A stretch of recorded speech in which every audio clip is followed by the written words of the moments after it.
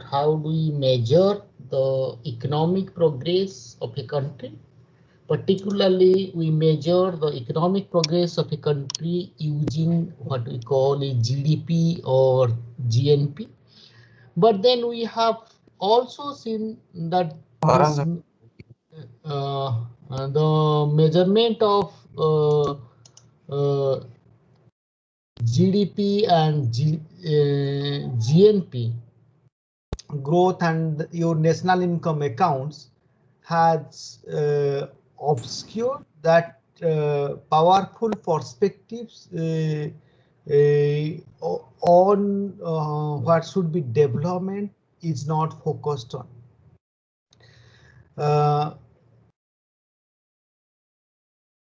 This GDP and GNP are considered to be the means for achieving the ends. They are not themselves as are the ends. So your income is a means for something else. What is that something else? Is what we call is the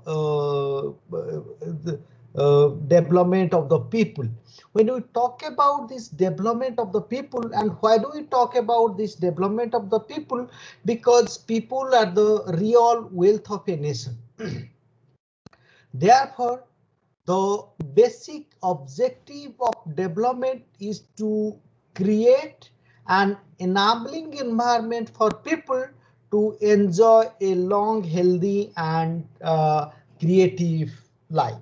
So, our income, as you in case of GDP or GNP, which measures our income progress, is a means to enable people to enjoy a long, healthy, and creative life. So people enjoying long, healthy, and creative life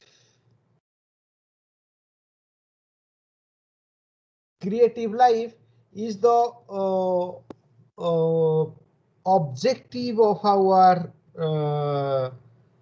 should be our objective of our progress. And this, how do we measure this progress of people enjoying long, healthy, and creative life? That we look into in the context of human development. Before proceeding further, I have given the references for the lecture, and this is in your second slide, where yeah, you will see. I'm having a lag.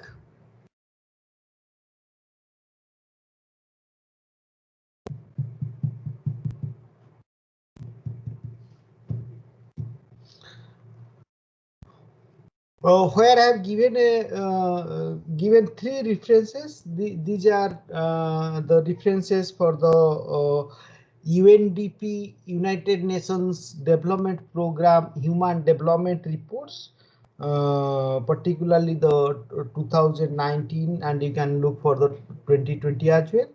And then you have the UNDP Human Development Report 1990. That is the first Human Development Report published by UNDP. Then we have this Human Development Report for India, and I advise you to look at the technical notes, how these human developments are measured, so forth, and what we mean by these human development. So, what is this human development? So why we are concerned about human development?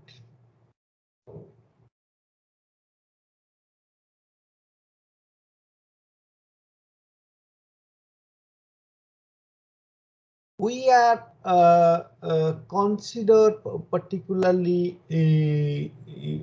for this human development particularly because probably two reasons. The first one is our national income figures. Usually, though they are for many purposes, do not reveal the composition of income or the real beneficiaries. Second, people often value achievement that do not show off at all or not immediately in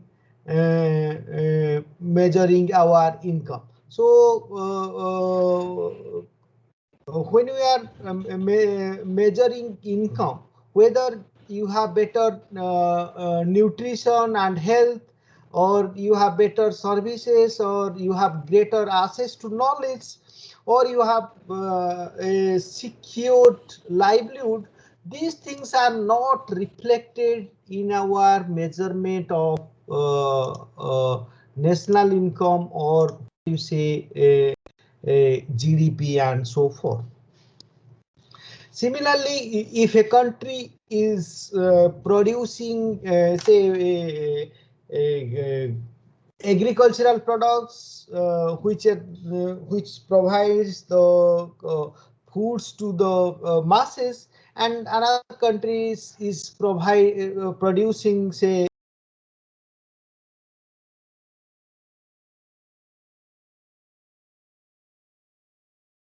treat them as equal, means whether there are no differences in terms of what the composition of the income we are looking at. So this national income is not a very good measure of how people are leading the life in the country, how people are leading the uh, or whether people are having a flourishing life or not. This concept of development, which is people centric, goes back to even the times of Aristotle, where he had argued that if you want to see the difference between a good political arrangement and a bad political arrangement, then you should see it in terms of its success and failure in facilitating people's ability to lead a flourishing life, because peoples are the real wealth of a nation. Since people beings are the real end of all activities, therefore we see whether a political system is successful or not in terms of what you call it, people's leading a flourishing life. So how do you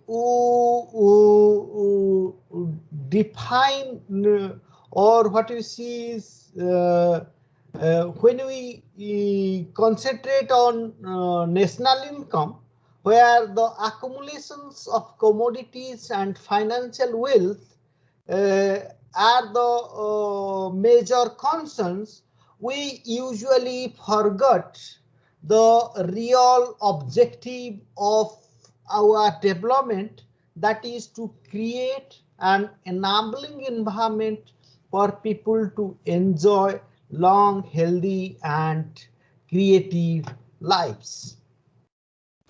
So therefore we can define human development as it is defined by the United Nations Development Program, where human development is defined as a process of enlarging people's choices. So as you can see in the PPT, the terms which are colored as well as bold have significant importance. So human development is not a static concept. It is a process. It is not at a particular time only. It is a process, and if that process has leads to increasing people choices, then we'll say what you call is that as the human development. So what are the most critical choices that if those choices has increased, we may say there is human development. The critical ones that are lead a long and healthy life, to be educated, and to enjoy a decent standard of living. Additional choices include you can think of as your political freedom or freedom of speech, or self-respect, or maybe a women empowerment, and something. So as I said, income is a means. It is not an end. So income is a means, not an end. So it may be used for essential medicine, or you may purchase medicine with income, or you may purchase say narcotic drugs from the income. So whether you are purchasing medicine or narcotic drugs, that will define the well-being of the society. So well-being of the society depends on the use to which income is put on. If you are purchasing narcotic drugs rather than medicines, then the society may have a very low well-being. But if the income is put to purchase say medicine, then the well-being of the society may be higher. So what the point I'm trying to drive here is, well-being of a society depends upon the use to which income is put, but on the it is not on the level of income itself. Similarly, a country experience demonstrates several cases of high level of human development at modest income level, and poor level of human development at fairly high income level, as we will see.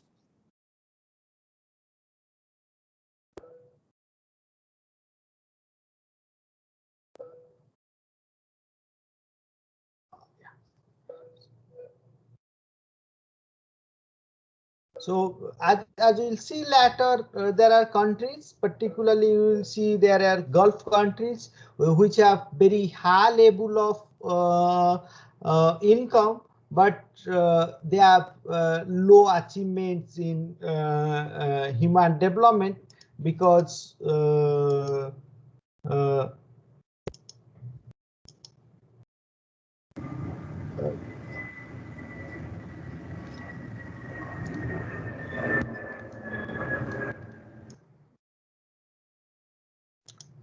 okay. So here, when we are talking about human development, the term human development here denotes both the process of widening people choices and the level of their achievements, achieved well-being. It also helps us to distinguish maybe between two sides of human development. One is the formation of what we call is human capabilities, such as your improved health or knowledge. The other is the use that people make of their acquired capabilities for work and say leisure. So this way of looking at development differs from what we conventionally approach to economic growth or human capital formations or human resource development or human welfare or basic human needs. So here we are, what you're saying is we are uh, considering in the context of human development, we are considering two aspects. One is the formation of our human capabilities, such as your improved wealth or knowledge. And the second one is how these human capabilities are used so that people say once they have these acquired capabilities, how these acquired capabilities are put it into use. So thereby what we are doing is we are differentiating from what previously we called as economic growth or human capital formations. So here we are looking at human capabilities formations as one of the key aspects, and how these human capabilities are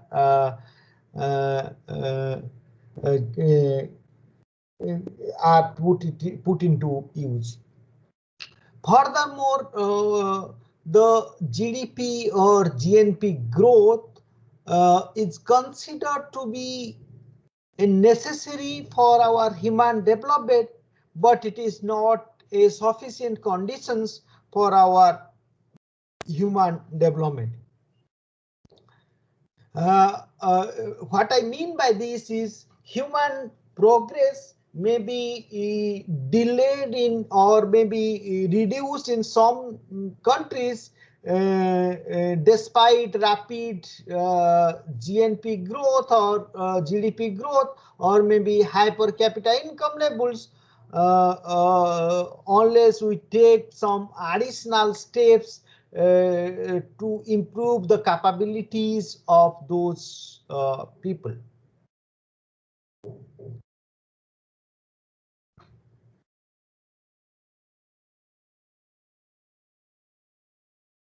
So now let's look at how we can measure this human development. We are talking about human development as a process of enlarging people's choices.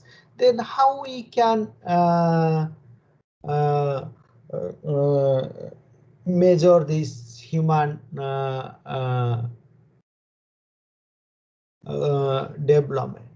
Measuring and this monitoring human development, because as we say this is people centric, then we may tempted to include as many variables as possible that maybe increases people choices. But if you do that, then we will have too many numbers of variables or indicators that may distract the policy makers for taking some concrete actions. Therefore, we should consider only only very few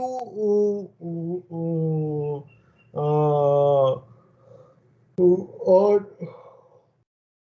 identify the most critical choices.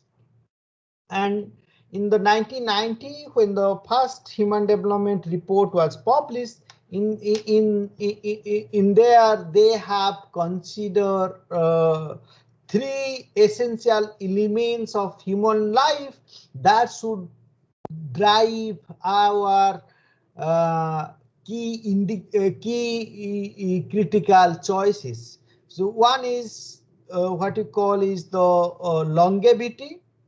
The other one is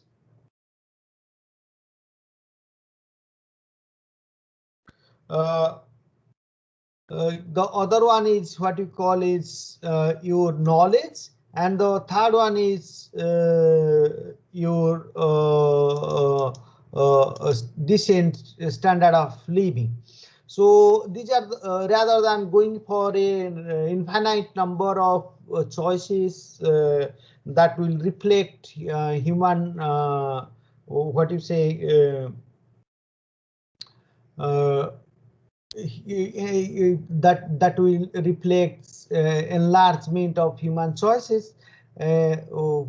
What this human development report has suggested was we should consider three essential elements of human life that if we why we are considering on these three essential of human life, that is longevity, knowledge, and decent living standard, because these are the basically three choices where there is universal agreement. If in other words, what I'm trying to tell you is, if we have achievements in these three key dimensions of human development, that is your a long and healthy life, knowledge, and a decent standard of living, then we will be achieving other aspects of human development as well as, and these three dimensions are universally agreed upon. One may argue like freedom of speech, or maybe women empowerment, or such thing, but what happens in these are the choices where there is very high degree of disagreement amongst the countries. Therefore, it is better to go by where there is consensus among the dimensions, and furthermore, achievements in these dimensions usually reflect achievements, or these are the achievements in these dimensions usually reflects achievements in other dimensions as well, and similarly achievements in these dimensions creates an enabling environment for people to achieve other dimensions as well. So the first component, which is your longevity, uh, that is measured by life expectancy at birth as the indicator. The importance of life expectancy lies in the common belief that a long life is valuable in itself, and in the fact that various indirect benefits are closely associated with higher life expectancy. This, these associations makes life expectancy an important indicator of our human development, especially when we don't have a comprehensive information of people's health and nutritional status. Then life expectancy act as a key indicator for our longevity. Similarly, in the 1990s,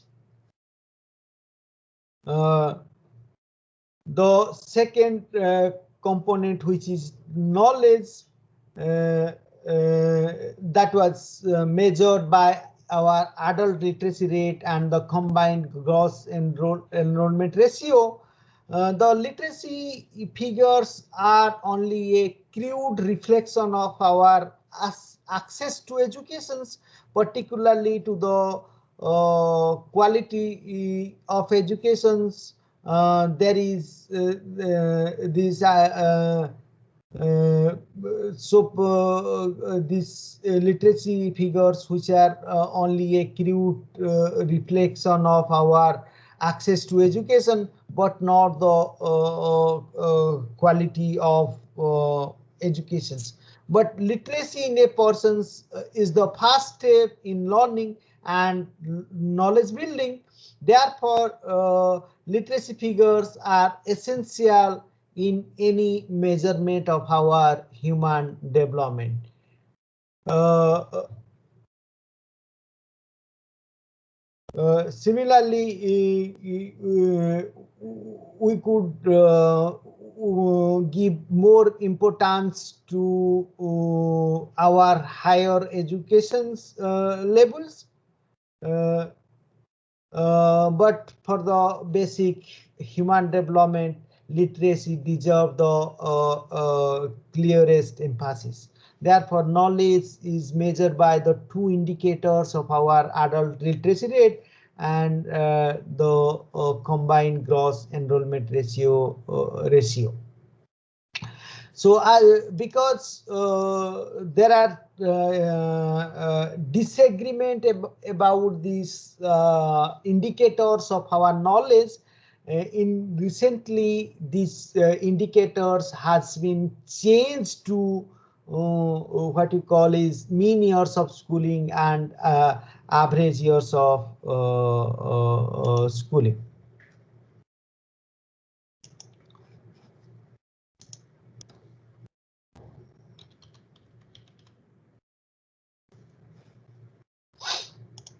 The third key concept of human development is the what you call is the decent standard of life that should reflect a command of our resources needed for a decent life. This is mostly a difficult measure because when you are looking at a decent standard of living, we are looking at command over resources needed for this to have a decent standard of living. Therefore, it may require informations on our access to land or credit, income, and other sources. But given that the informations on those resources for countries are not readily available, therefore the best we can use is the income indicator, which is readily available income indicators. The readily available income indicators, that is our per capita income. Therefore, GDP per capita is used as a indicator for measuring our decent standard of living. So once we have these indicators, then we can measure the or we can construct a human development index to measure our human development.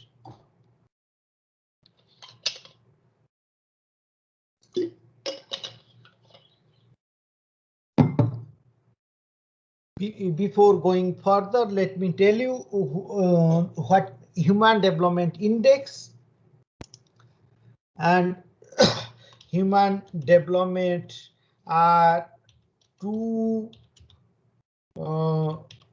different things.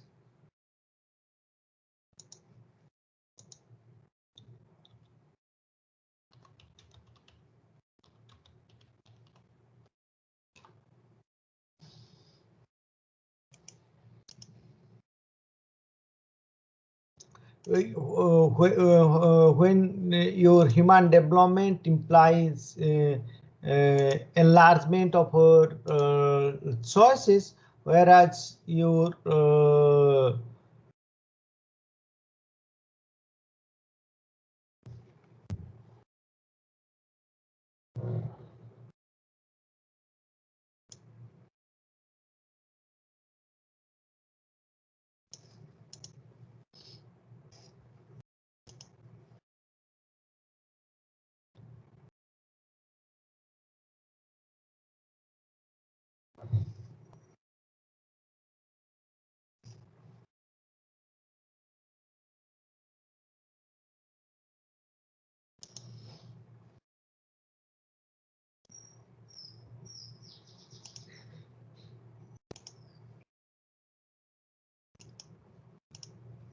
so whereas your human development index is something different, which is measures your human development. So human development index and human development are not the same.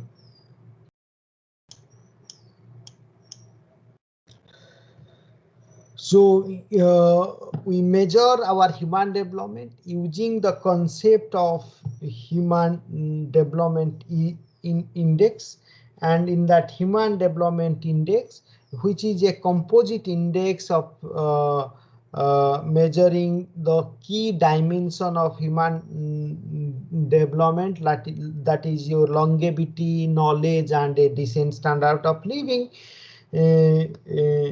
That captures our human development. There are various human development indices.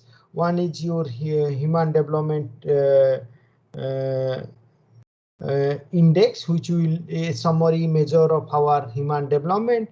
Then we have inequality adjusted human development index. Then we have gender development gender related development index. Then your gender inequality index. Then you have gender empowerment index. Then you have human poverty index, as well as your multidimensional poverty index. Here what we'll discuss is we will discuss only the human development index and the multidimensional poverty index. The other indices are there in the reference. You are advised to read them.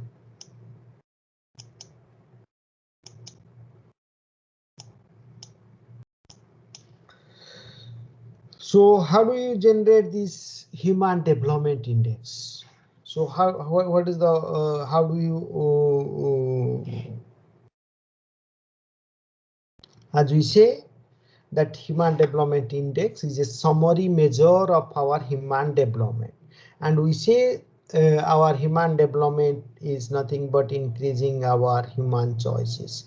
And then we have decided on the key dimensions of our human three key dimensions of our uh, human choices. These are your longevity, and we are measuring this longevity using what we call is the uh, life expectancy, life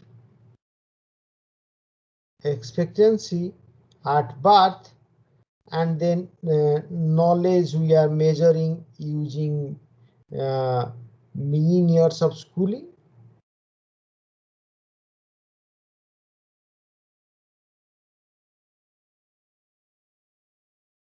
and expected years of schooling.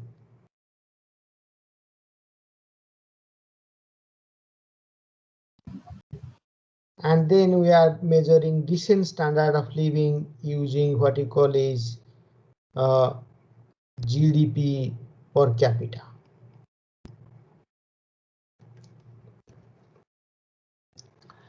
Uh,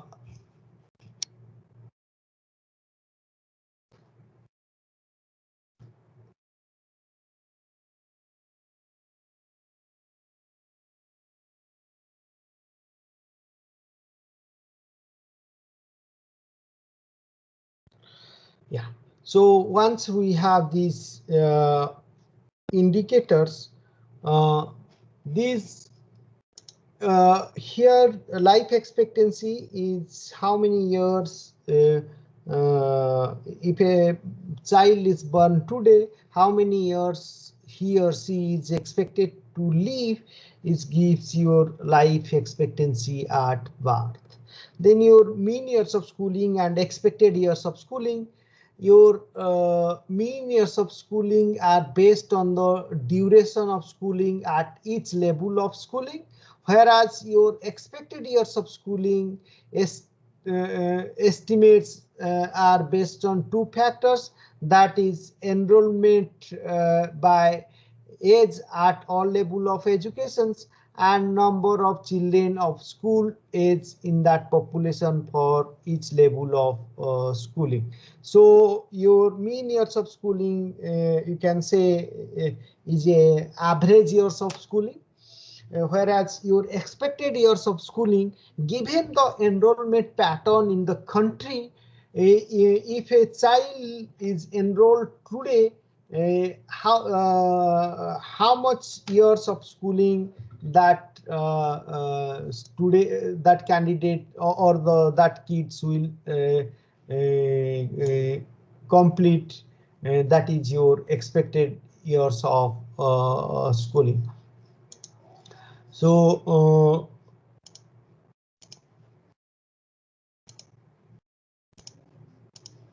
once we have, so then you have GDP per capita income, that is that is what we are measuring as the GDP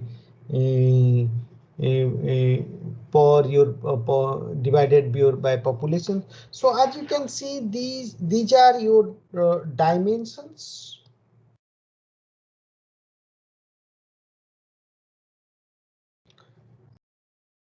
These are known as your dimensions, that is long and healthy life, knowledge, decent standard of living, whereas life expectancy, mean years of schooling, expected years of schooling, GDP per capita, these are your indicators.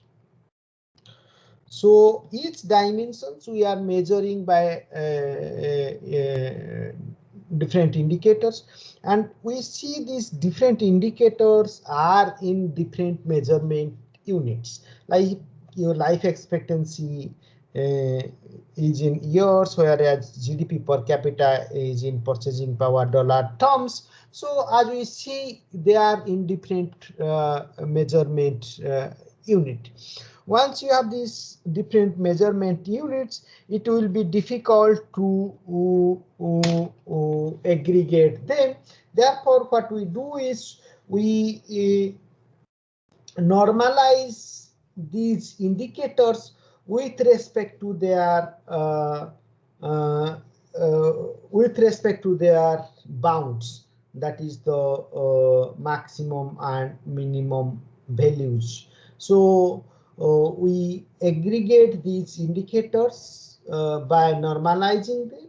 We normalizing them as or what we get is the, if for each indicators we get a normalized score. That normalized score is your actual value minus minimum value divided by the range, that is your maximum value minus minimum value.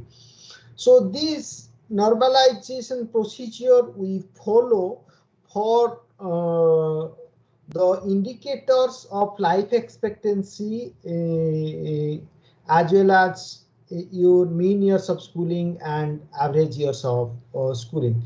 These minimum value and maximum values are known as your goalpost, and they are generated from the observed data for the last 30-40 years, and we'll see these values in the next slides.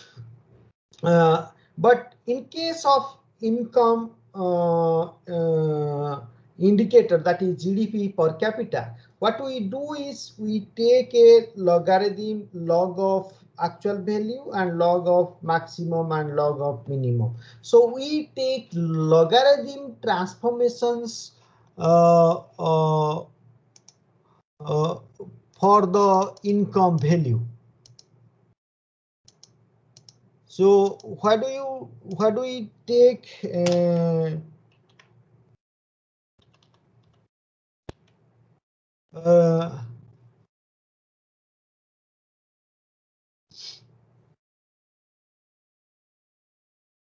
why do we take this logarithm transformation? Because these indicators should reflect diminishing returns to transforming income into human capabilities. What I mean by this is that people do not need excessive financial resources to ensure a decent standard of living.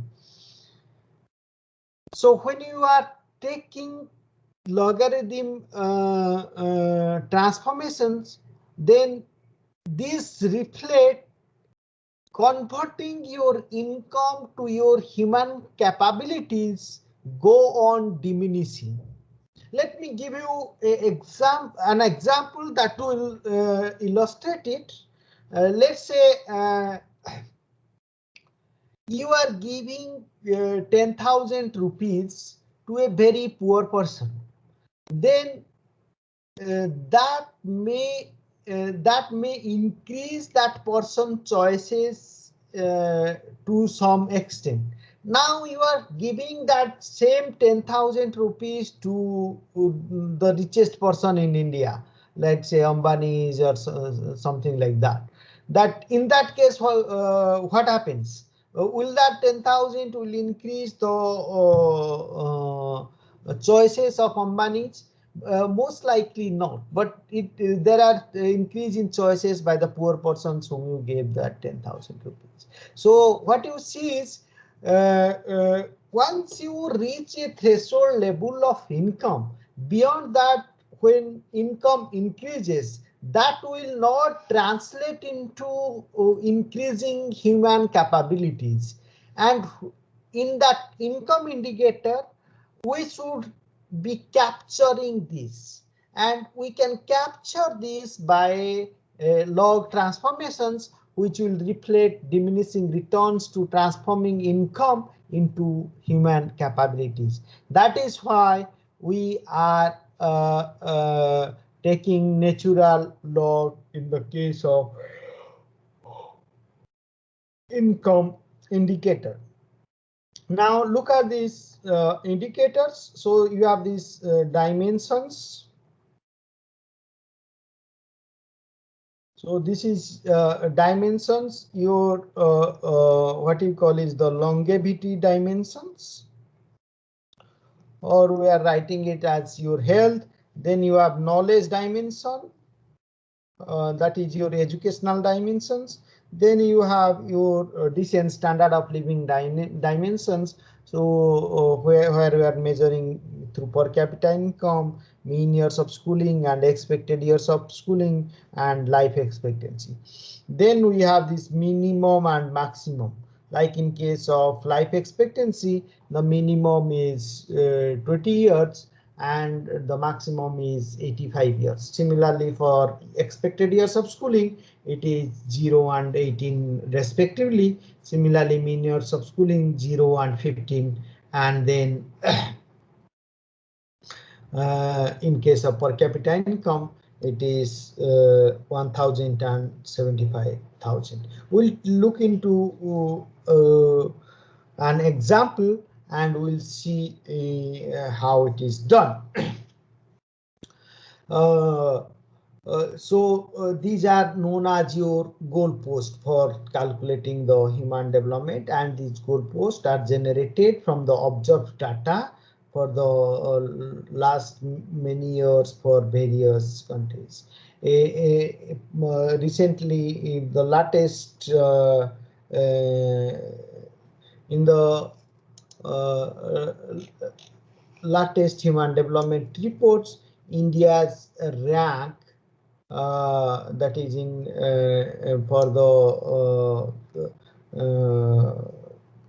almost for the 190 countries or so, or exactly 189 countries.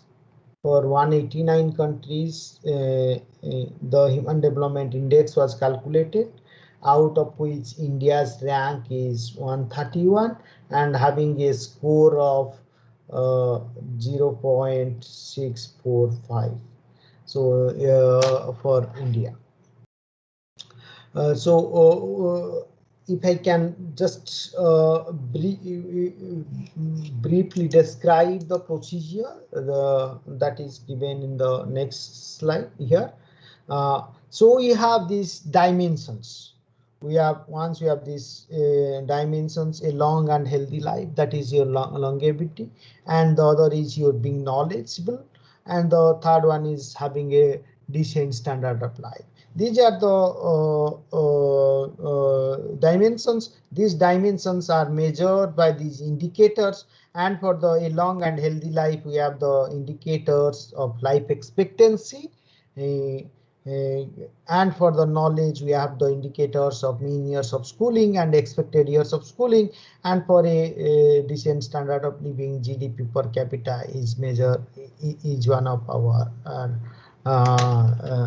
indicator. Then these from each indicators we get the normalization score. That normalization score gives you the indicator index. So this or the dimension index for so this after normalization you get the life expectancy index, education index, and income index. So let's see one example. Let's see for Bangladesh. The life expectancy is 72.3, expected years of schooling is 11.2, and mean years of schooling is 6.1, and their national income is 4,057, and so forth. So given this information for the country and the goalpost we have earlier discussed, now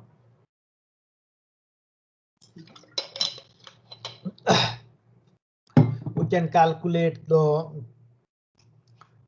now we can calculate the what you call is the Human Development Index for Bangladesh. So as you see, the health index or the health dimension index, the actual value for Bangladesh is 72.32 minus the minimum, which is 20. Then maximum minus minimum, that maximum is 85 and 20, and this gives you the health index of 0.8049.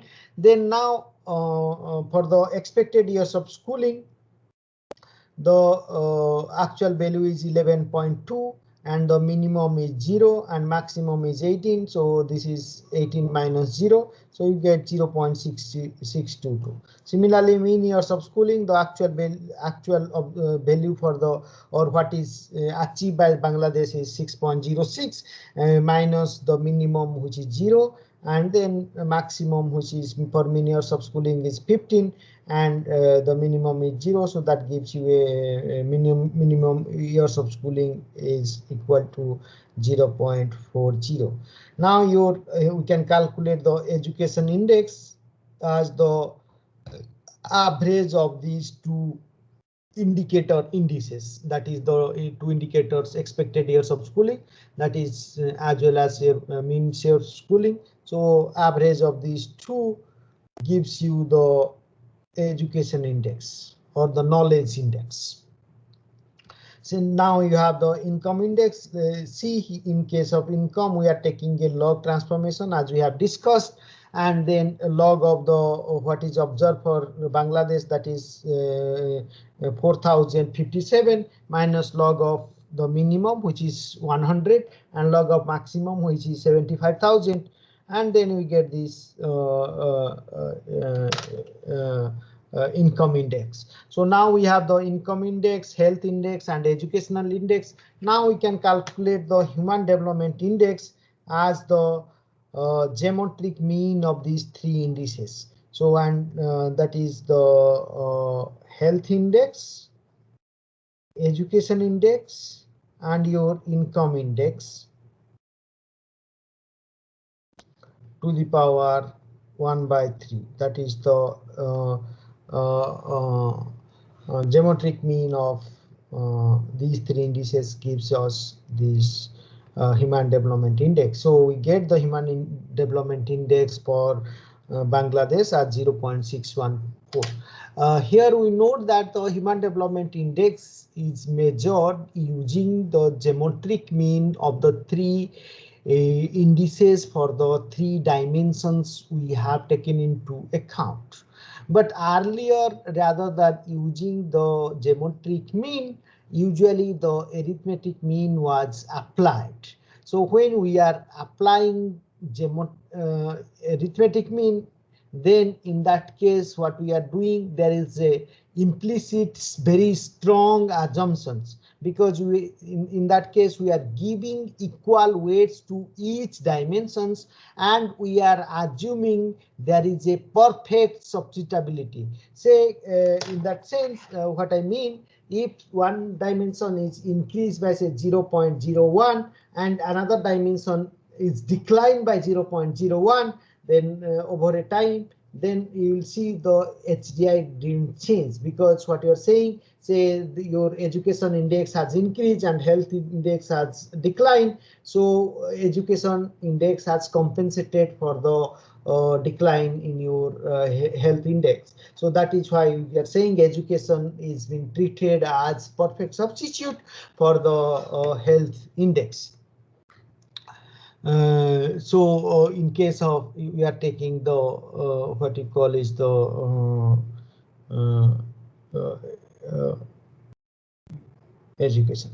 Now we can look at the Human Development Index for various countries, which I have plotted. As you can see, for India, which is the red line, uh,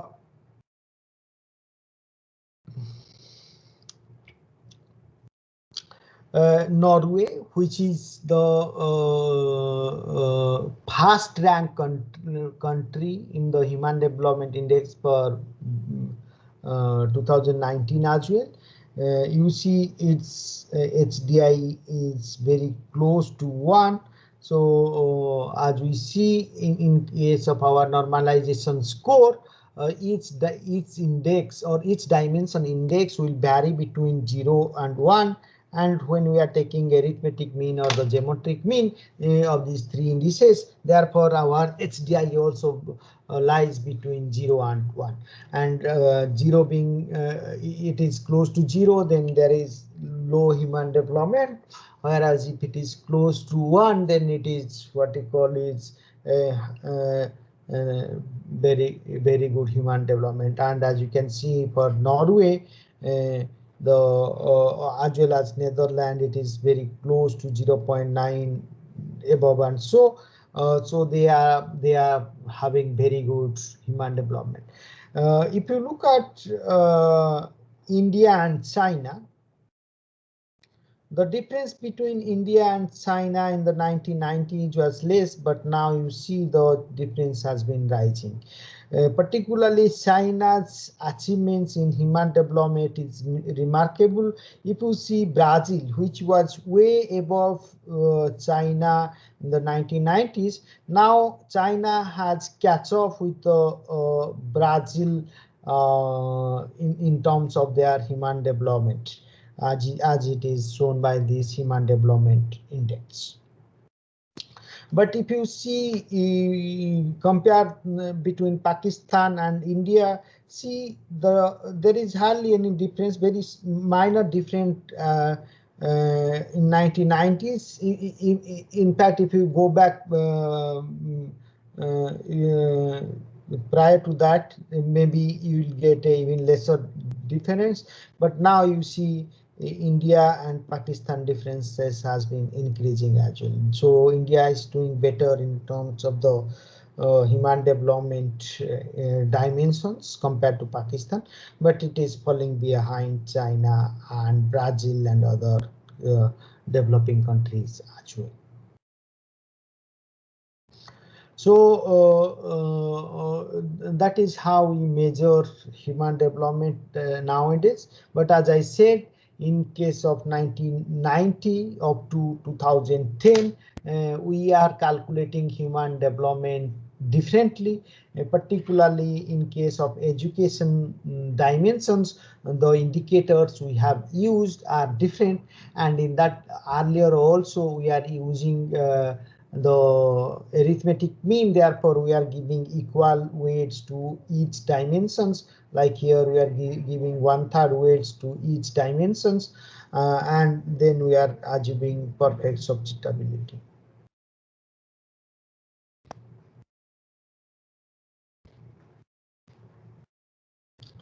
Now we can see for various two example of human developments, like in case of Zambia. So in case of Zambia, you can see the human development index calculated. So this 41.4 is the observed life expectancy for Zambia, and earlier the mean years and maximum years, minimum and maximum are there, and similarly in case of literacy rate, the 78.1% was the literacy rate in Zambia, and the enrollment was 49%. Given the minimum and maximum, the education index turned out to be 0.68. Similarly, the per capita income of Zambia was 780. Given the minimum and maximum, you see the income index is 0.34, and accordingly you can calculate the HDI like this. Similarly, we have another example for Afghanistan for 2002, and like you have Afghanistan example for 2005 as well. So that is how we can calculate our human development index. Next, what we'll do is we'll look at the uh, uh,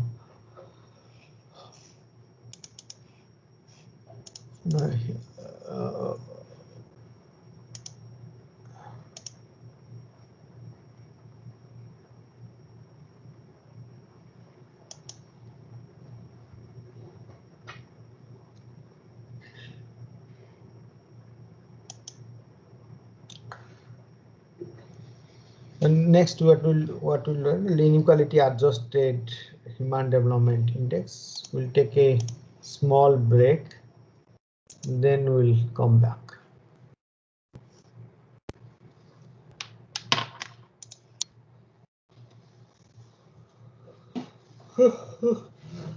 Valo.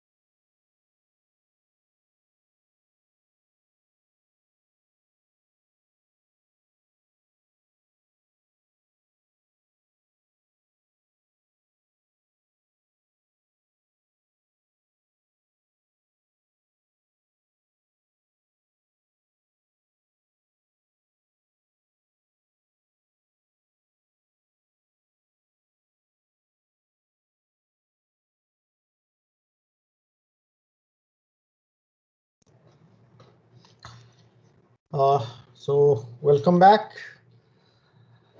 So next what we'll discuss is inequality adjusted human development index. What this inequality adjusted human development index implies is it adjusts the human development index for inequality in the distribution of each dimensions across the populations. So the inequality adjustment development index adjusts the inequality in each dimensions of the human development index. We'll look at uh, how it is done. That will clarify so what we mean by that statement. So here we measure the inequality as for say the dimension is your x, this x can be your longevity or health dimension or education dimension or your income dimensions. So for each dimensions we measure the inequality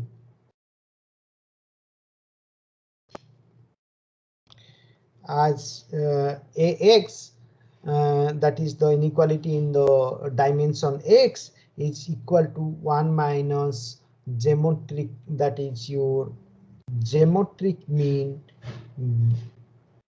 upon your arithmetic mean.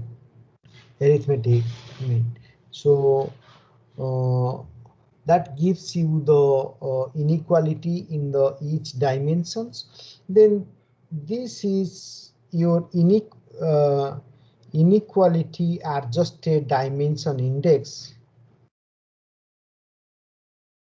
Inequality adjusted dimension index. So Ix is the inequality adjusted. Ix star is the inequality adjusted uh,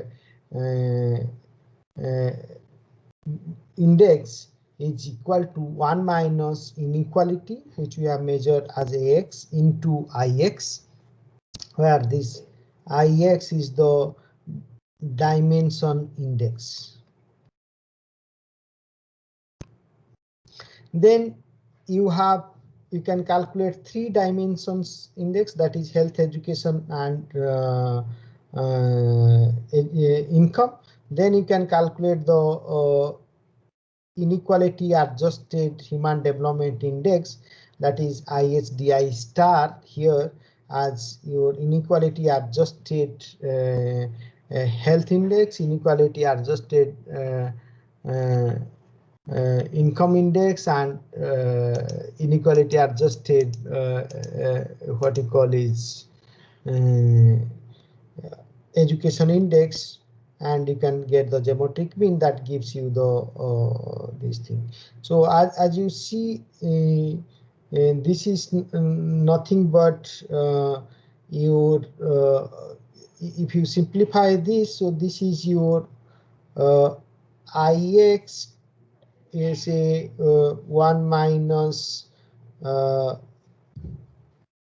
x for different 3 indicators. Each one of them you can write. So if you replace this formula, then we can get convert this into say this 1 minus a health 1 minus into 1, so there's a bracket missing. So 1 minus inequality in education, 1 minus inequality in income to the power 1 by 3 into HDI, because let me do this.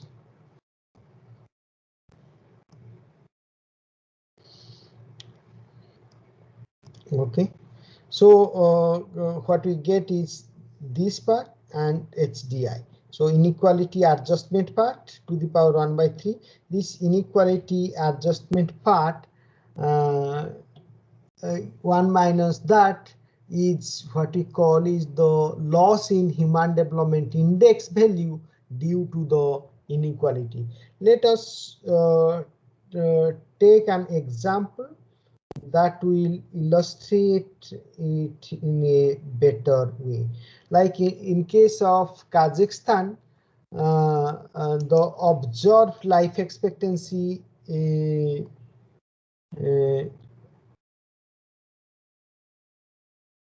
was 72.3. Expected years of schooling is 15.3, and mean years of schooling is 18.8, and the inequality in say life expectancy is 0.007, and inequality in the mean years of schooling is say 0.032, and then your inequality in income is 0.103, where the income is 20,168.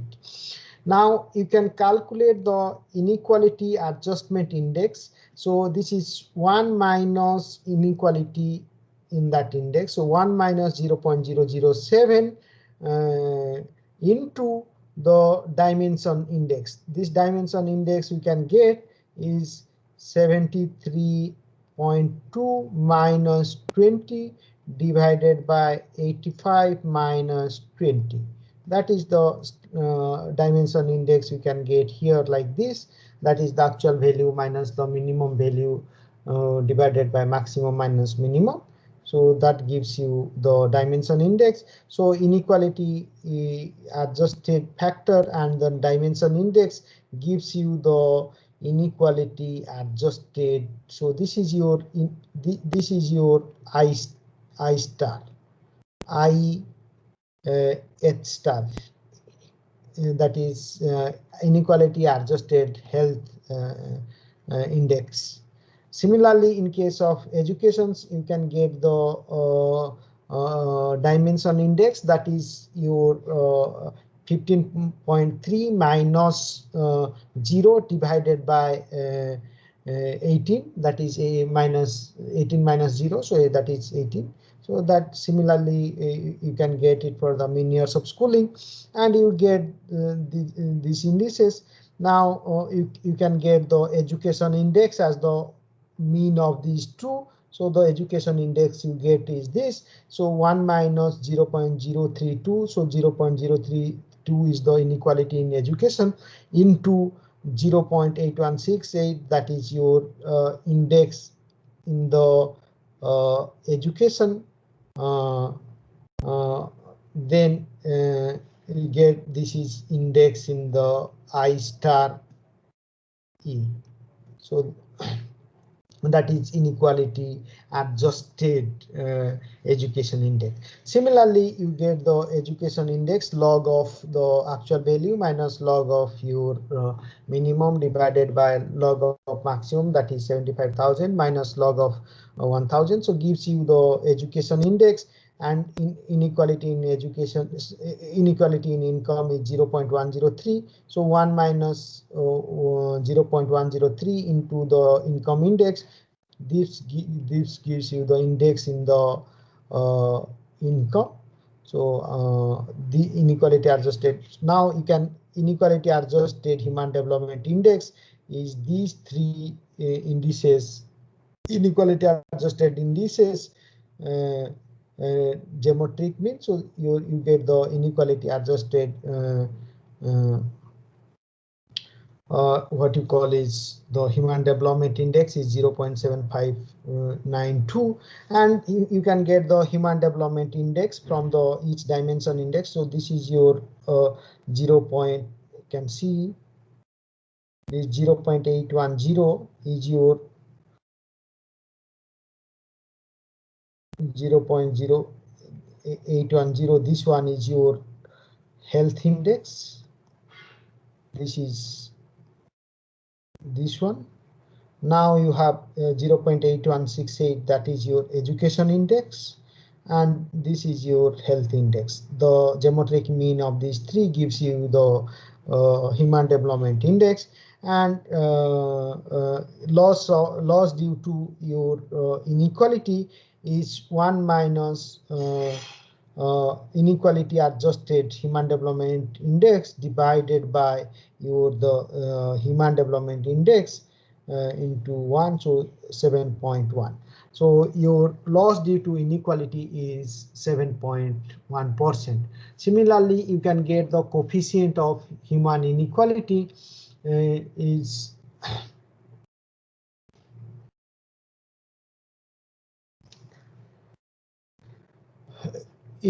equal to the inequality measures added together, all three divided by 3 into 100, that is 7.1%. So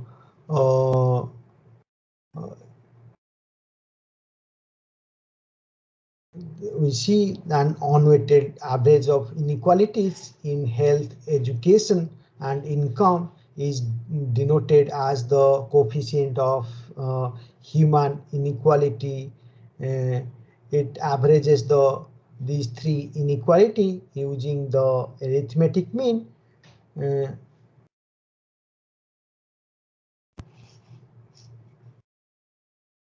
Uh, so here you see when all the inequalities in dimensions are of similar magnitudes, the coefficient of human inequality and loss in your human development index value maybe differ negligibly. When inequalities differ in magnitude, the loss in human development values tends to be higher than the coefficient of human inequality. So when these inequalities differ in their magnitude, then the HDI values tend to loss in HDI values tend to be higher than the coefficient of human inequality.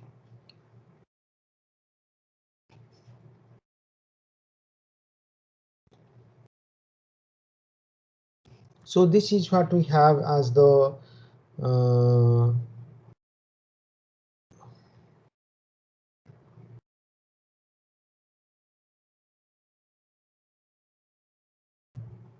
human development index. Next, what we'll discuss is what we call is the multi-dimensional poverty index.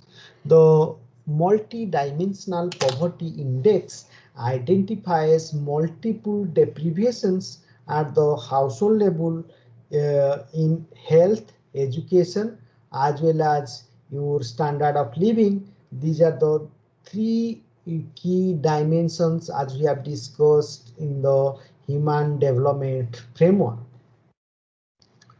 However, this multidimensional poverty index use microdata from the household level surveys rather than the macroeconomic data as it is used in case of human development index.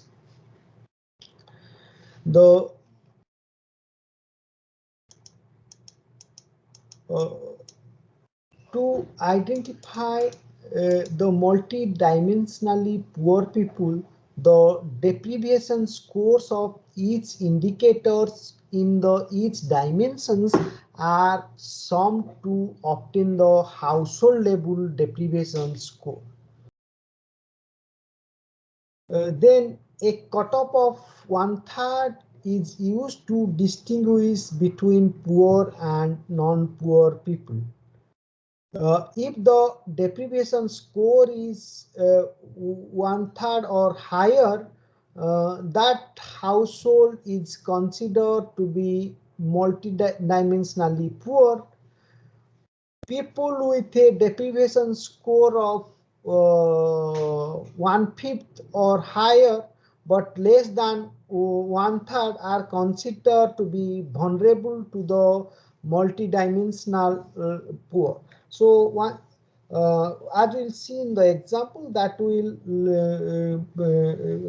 clarify better. What you are saying is for there are three dimensions. You have your health dimensions, education dimensions, as well as your standard of living dimensions. So for each dimensions, you aggregate the deprivation score, and if for a household the deprivation score is greater than one third of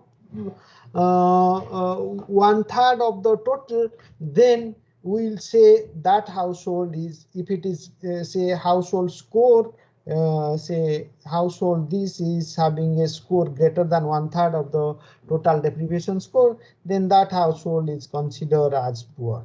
So any household score lies between one fifth of the total score and one third of the total deprivation score, then these households are known as vulnerable. These household are known as your vulnerable.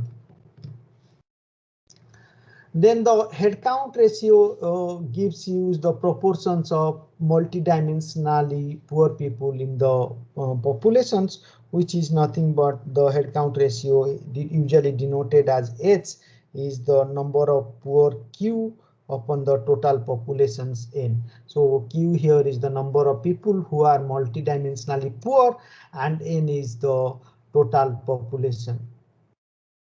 Then one can calculate the intensity of poverty, which reflects the average proportion of the weighted component indicators in which multidimensionally poor people are deprived. As we will see in the example, we can calculate the multidimensional intensity of poverty, which is denoted as A, is sum of deprivation scores that the over the all poors in the multidimensionally poor person experience. Then we can calculate the multidimensional poverty index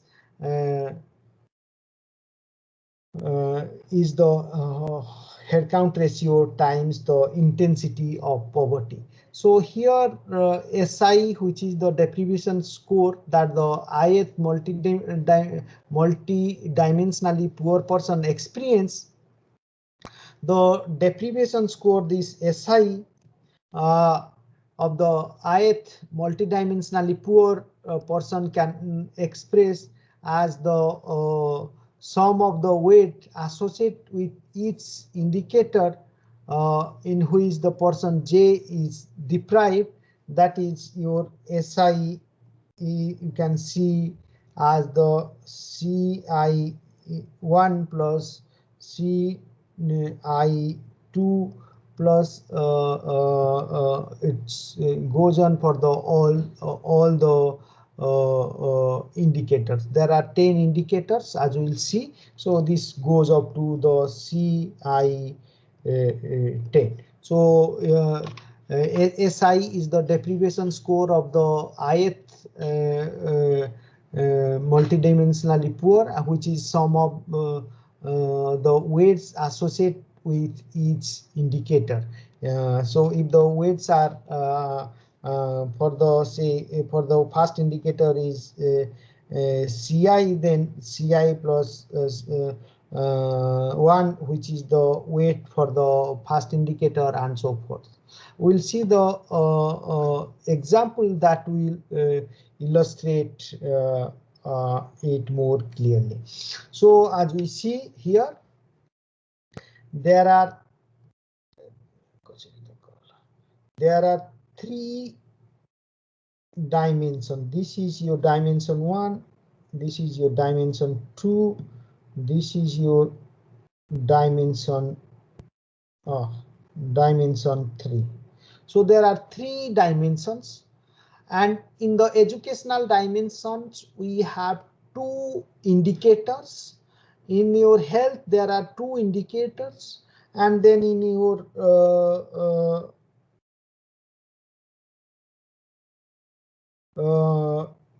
living conditions there are 6 dimensions. So there are total there are 10 dimensions.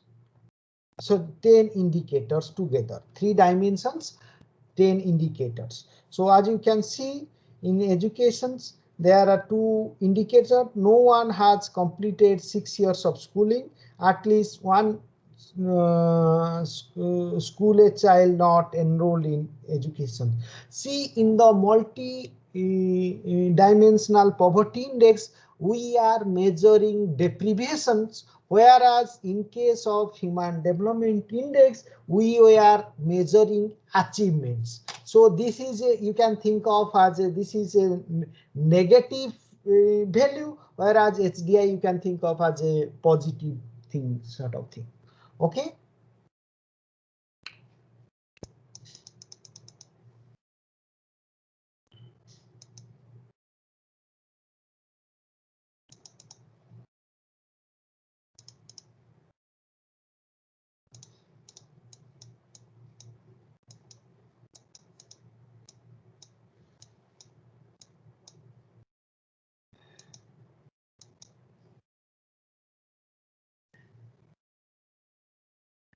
So because there are 3 dimensions, each dimensions get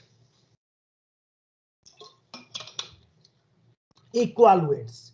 So what we get is, because there are 3 dimensions, each dimensions now get 1/3 weight. So your education get 1/3 weight, your health get 1/3 weight, and then your living conditions get 1/3 weight.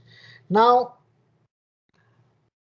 each indicators in the each dimensions then get equal weights. So in education there are 2 indicators. These 2 indicators also get the equal weight from this 1/3. 1/3 is the total weights for the educations, and then each indicators get equal weight. So if you see 1/3, which is your nothing but something around 33.3 is the total weight given.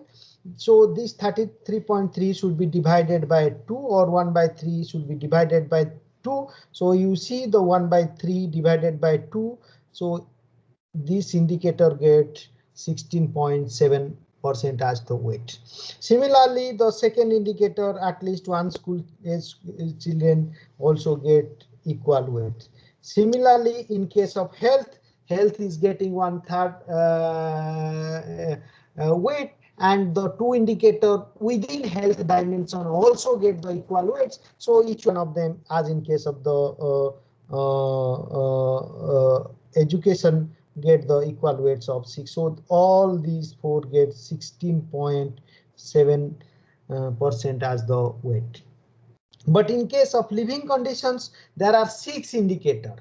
So the 1/3 weights given to this living 1/3 weight given to the living conditions gets equal weight distributed equally across these 6 indicator. So the no electricity, you say 1/3 divided by 6. So that get also equal weight. So that is get 5.6. Similarly for the other indicators as well.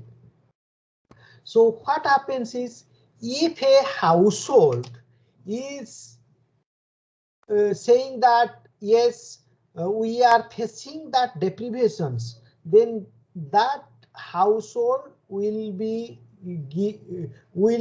that weight of that indicator. Or in other words, what we can see is we can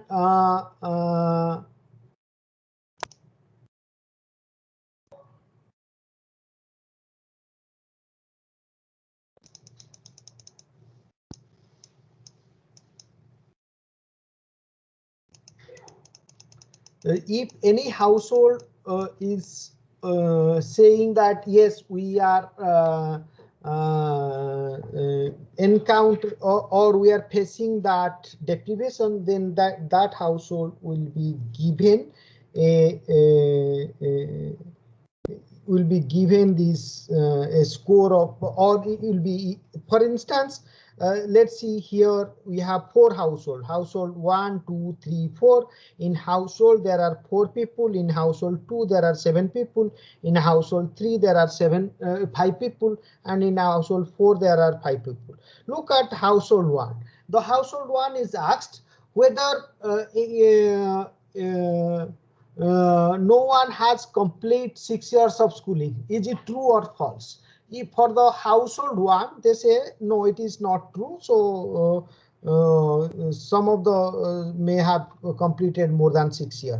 Similarly, at least one school age child not enrolled in school, whether it is true or false. If it is true, if that statement is true, you give the give a 1, and otherwise 0. For here, you see in household 1, there are no one has completed 6 years of schooling. That statement is not true. Therefore, you have given 0. Similarly, but in case of household 2, this sentence is true, so we have given 1. Similarly, for the second indicator, it is true for household 2. If you come to the no in the living condition where no electricity, so you are asking the household whether you have electricity or not. The no electricity, if it is true, then it is 1, otherwise 0. For the household 1, it is not true, so it gives 0. But for household 2, 3, 4, they get yes, because they don't have electricity. So when it is 1, like in this case of no electricity, so household 2, 3, and 4, they do not have electricity, so they are getting a score of 1. Similarly, a household use dirty cooking fuel. In that case, all 4 households are using dirty cooking fuel, so all of them have got a score of 1. Now, if it is anywhere it is 1, you get the corresponding weight. So for say, let me do it for the household 1 as well as for the household let's say do it for household 1 as well as for household say 4. So in case of household 1, see here it has in case of 1 or more children have died, that is true, so it gets 16.7 here. Again here this gets 5.6 in this case, but in case of so total is something is 22.3, that is 22.2 here it is written. Okay, the household deprivation score. Similarly, in case of household 4, let me write it in a different color, write it in blue. So here it is the deprivation, so weight is for this indicator is 16.7, and again this is 16.7, and again here it is 5.6, again here it is 5.6, and again here it is 5.6. so if you add all them, this comes to 50. So this is the deprivation score. So total deprivation score for each household you can calculate. I have done it for say 1 and 4. Similarly, for 2 it is 72.2, and for 3 it is 38.89. So these are the total deprivation score. So the cutoff is one third, that is 33.3%. So whether the household is poor or not, if the deprivation score is greater than 33.3, then household is poor. In that case, you see for the household 1, the total deprivation score is 22.23 or 22. So therefore it is less than 33.3. Therefore it is not poor, so it is no poor. But for household 2 and 3 and 4, their deprivation scores are greater than 33.3, therefore they are poor. So once they are poor, now So how many poor are there?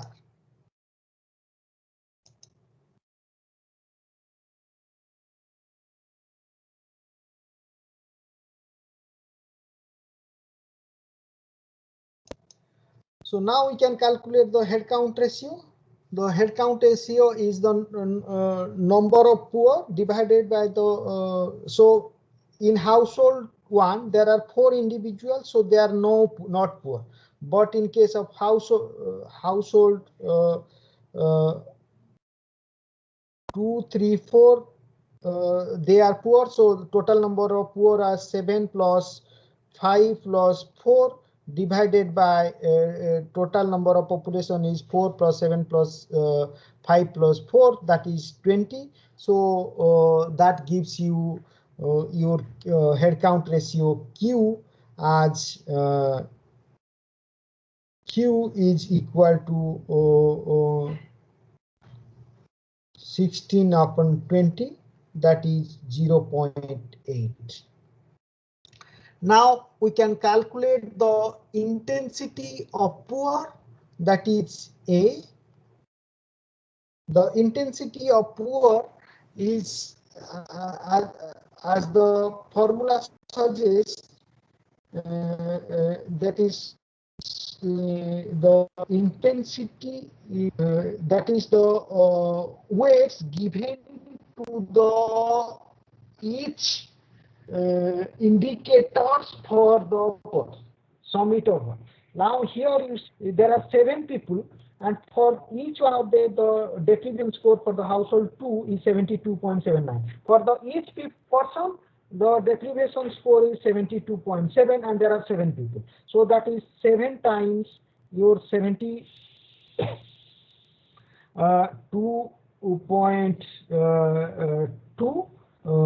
is our total deprivation score. For household 3, similarly 5 into 38.9. Similarly for household 4, 4 into 50 divided by your total poor, that is 16. So we get the deprivation score of A, or the intensity of poverty is 56.3%. Now you have a Q, which is, so what you calculate, you have a Q which we calculate as 16 by 80, so that is into 100, that is your say 80%, or otherwise this is 0.8 if you are not writing in the percentage. Now we calculated A is equal to 72.2 into 7, that is 7 is the number of poor in that household. Then 38.9 into 5 plus your 50 into 4 divided by 7 plus 5 plus 4, that is the total number of poor. So that gives you a that is the intensity of poor is as equal to 56.3%. Now we have what we call is so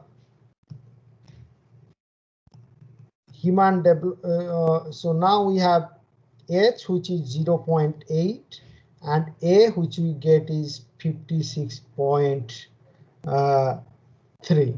Now we can calculate, or rather than writing 50, so let's write in rather than percent, let's write here 0.563. Now we can calculate MPI is 0.8 into 0.563. So that will gives you something 0.45. So if you want to in a percentile, your MPI is equal to 45%. That is why we call the multidimensional poverty is equal to 45%. So now we can see what is the contribution of each dimensions. So you see in case of health dimensions, you have 16.7 here.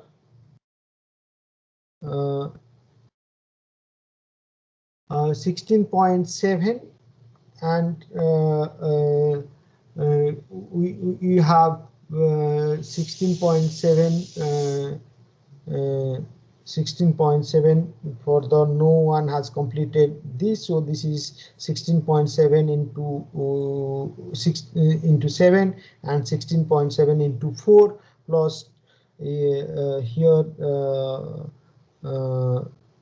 yeah, this is also 16.7 into 7, so the total deprivation score for the okay, let me drop this, do it for the this one. So total deprivation score for the what you call is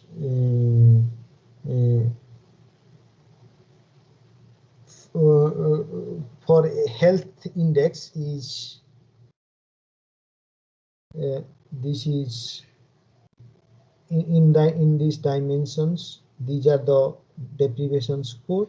So for 4 7, so 16.7 into 4 plus 7 plus 4, that is gives you the deprivation score here, and then you have deprivation score for health index, which is at least one member is malnourished, then that is 16.7 into 5. So the total deprivation score for this for health you can calculate, and then if you are calculating the total and then divide it by the MPI, then that gives you the contribution of health, and similarly you can calculate the contribution of education and so forth. So that gives you the human development multidimensional poverty index in case of various households. Next, what we can discuss is the Human Development Index for India, where the dimensions changes. We follow the similar, but the dimensions remain same. However, the indicator changes given the availability of indicators, and you can see the HDI for different states calculated for India, and as we see,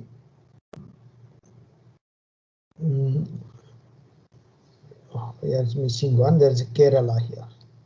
So Kerala occupy the highest HDI for major states in India, whereas Chhattisgarh has the lowest in the major country, followed by Orissa and Bihar. Okay, so this is all what we have for the Human Development Index. If you have any questions, then I try to answer them. Do you have any questions?